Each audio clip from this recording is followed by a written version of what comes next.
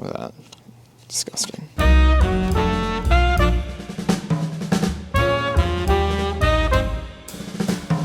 Welcome back to Sarian's Range's Field Guide. I'm Charles McFarland, costume historian, and today we're going to be talking about liner jackets, frankly, because it's really f***ing cold here in New York. It's the true dead of winter now, in the middle of January. Here in New York, it's really cold.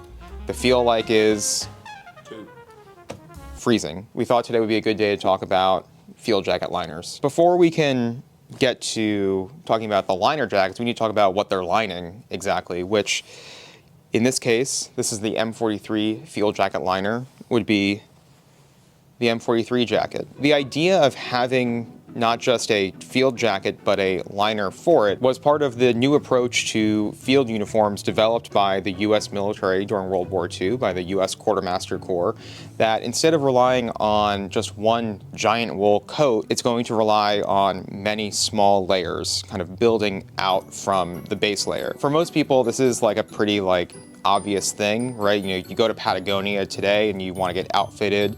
They're going to talk to you about the layering principle, and starting from probably a merino wool base layer out to an outer shell. And in the context of the 43 field jacket, where you have this cotton kind of wind-resistant shell, the inside liner would be this guy, this 43 pile liner. I mean, you can see this thing's pretty substantial. And again, I think it's going to be kind of one of the themes of this video as we continue, which is that these liners start pretty bulky and they get pretty light pretty fast. The whole idea, going back to the layering principle, is that you start with this, a wool base layer, and then you slowly work out with these kind of increasingly lighter and also looser layers going out. What's keeping you warm isn't just, oh, it's this fabric or it's that fabric. It's what the fabric is doing to your body heat, right? Which is it letting your body heat escape, kind of through the fabric and out into the world to dissipate?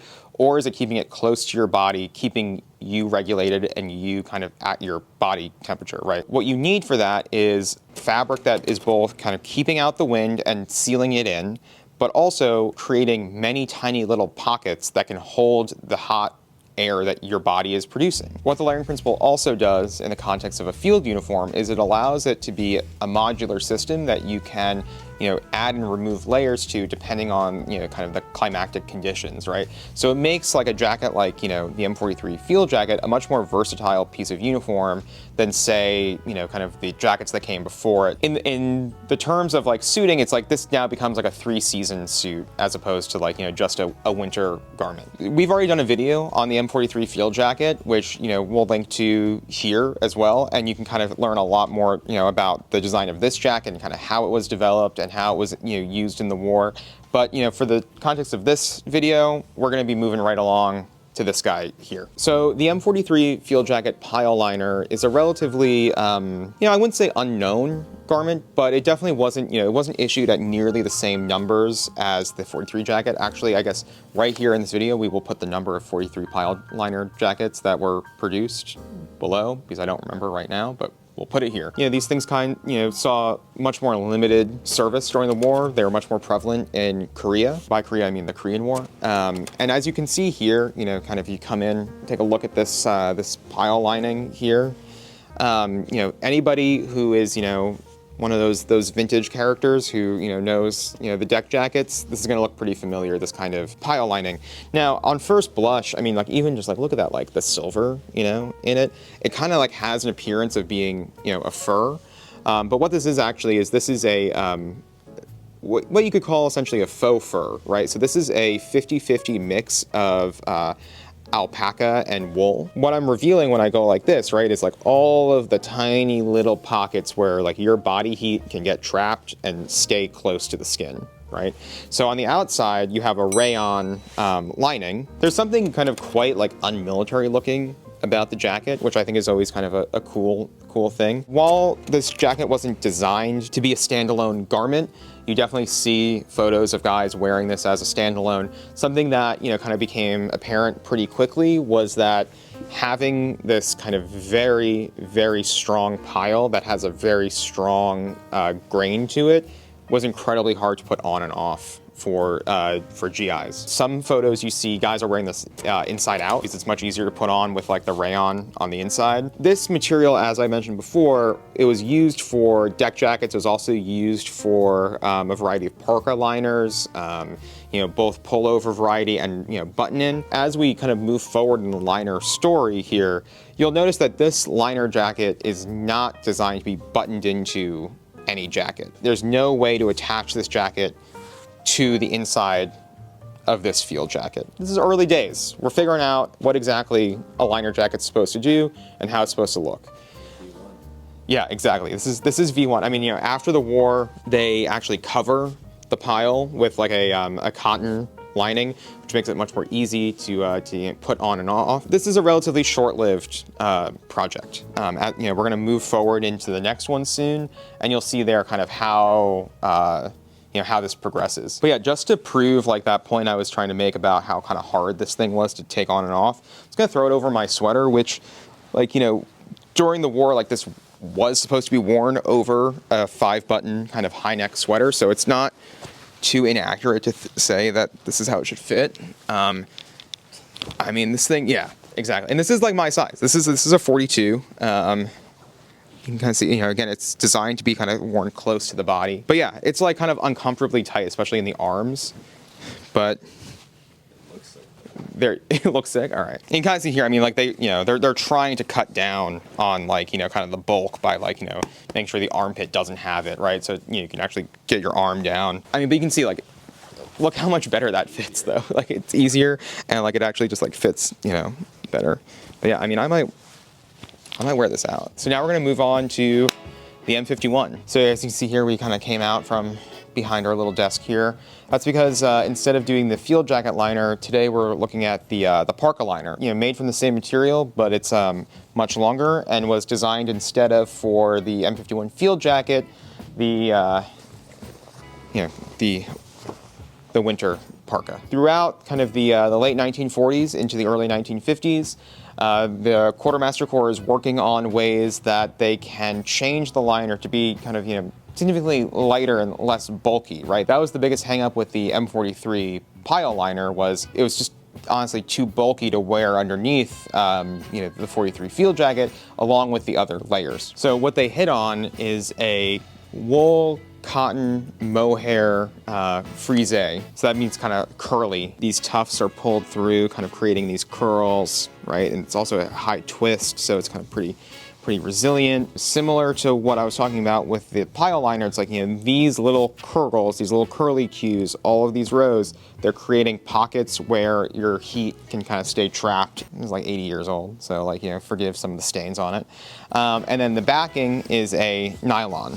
Kind of just, you know, a nylon Oxford cloth. We've now started to introduce the buttons that can be buttoned into the jacket, you know, here, and not only kind of along, you know, the front and along the collar, but also, you know, kind of down at the edge of the sleeve as well. So this is now, you know, truly designed to fit into, you know, a particular garment and stay there, and, you know, until removed, basically. So take off the parka, you take off the liner with it, instead of, you know, with a 43, you were having to take off the jacket and then take off the liner after that. This is really like, you know, we're into the Cold War era, post-World War II kind of way of developing uniforms. The Real McCoys does make, like, you know, a repro of this. I think we actually have one here. Let me grab it.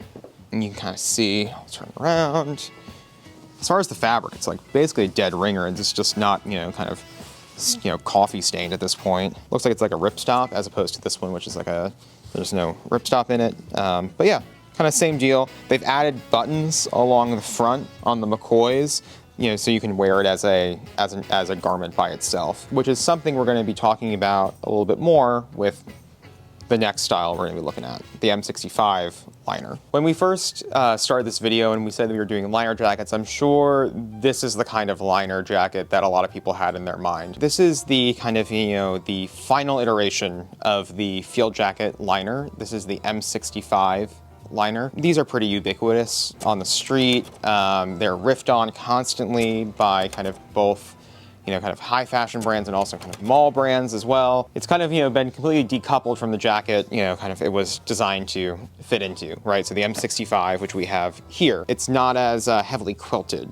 right? And some people say that this is the kind of the first pattern of the liner. I've never seen anything to kind of to prove that. You know, I've been able to button this into both kind of the earlier version of the M65 like this, the ones that, you know, kind of were made without the epaulets, as well as kind of later ones. I don't know if that's a real thing or not. My hunch, based on, you know, kind of looking at this stuff for a long time, is it's just kind of a strange manufacturer difference, because I've only ever seen these come from one manufacturer. I mean, granted, at this time, now we're very far away from World War II, right? Now we're in the 1960s, 1970s. We're making, by we, I mean the US government. The US government is making a lot less of everything, right? So there really aren't, you know, an insane amount of companies making these garments. But the ones that I've seen that have this kind of double stitch work is all from Gibraltar, the company called Gibraltar. Moving right along to kind of the actual construction and kind of, you know, how this is now, the liner has gone from this really thick, heavy pile on the inside, you know, button closure with pockets, to the mohair cotton blend frisé with the nylon on the outside. Now we are, you know, kind of, we just have a simple nylon with polyester batting on the inside, which is being held in place by kind of the quilting. Any kind of nylon blanket, or like what's sometimes referred to as a poncho liner or a woobie, like that's what this is. Super simple, super lightweight, and also super warm. Similar to the M51 style, you know, we now have the buttons that button into the M65, the loops on the bottom. And I mean, like, I can't stress enough just like how lightweight this is. I'm gonna take this off and I'm just gonna show you. Sorry. We took a long time delicately setting this up. This thing, I mean, basically it'll just like, I'm just gonna throw it up in the air. Like, it basically just like floats right down, right? This thing is super lightweight. It can pack down to like basically fit, you know, you can fit this in a sizable pocket. This is kind of space age as compared to the, you know, atomic age we were looking at with the 43 jacket liner. This is kind of the final boss of field jacket liners, if you will. You really can't beat this. This was with the M65 from when it was introduced in the mid-1960s, you know, through basically to 2009, 2010, when the last M65, you know, was being issued to U.S. troops. You really just can't beat this for the lightweight and the warmth. As someone who wears these like quite frequently, you know, kind of in cold weather, this thing keeps you really warm when paired with, you know, a nice outer shell like this that will keep the wind out, and this will keep the heat locked in. And that really brings us to the end of our liner story. Things we did not hit on here: we did not hit on other kind of Arctic liners for parkas. We did not hit on special, you know, Air Force liners, you know, when they were dabbling with their own uniforms, really in the 1950s, early 1960s. That stuff, you know, might be for another video, but this really covers the basis of the three kind of giant leaps in liner design that the US government kind of, you know, played with from the 1940s through the 1960s. Well, if you enjoyed this video, as I mentioned at the top, we have a kind of more thorough breakdown of the M43 field jacket that we did just a few months ago, which you should definitely check out.